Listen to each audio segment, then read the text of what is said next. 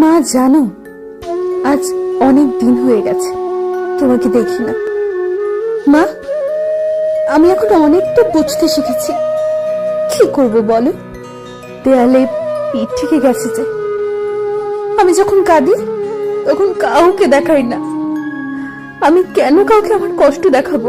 হ্যাঁ, আমার তো আর মা নেই যে কেউ আমার কষ্ট দেখবে। আমার কষ্টে সেও কষ্ট পাবে। জানো না, আমি না এখন আর দুষ্টুমি করি না, এখন আর আগের মতন অভিমান করি না, বায়না আবদার কিচ্ছু করি না।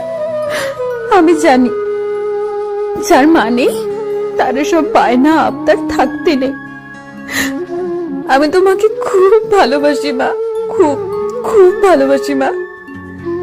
কেন চলে গেছো তুমি? আমাকে কেন নিয়ে গেলে না এই বিশাল পৃথিবীতে? আমি আমি খুব অসহায় মা, খুব অসহায়। তুমি ছাড়া যে ভালো লাগে না। আমি চেষ্টা করি মাবিহীন জীবনটা কাটিয়ে দিতে, কিন্তু আমি পারি কই? আমি না পারি না মা।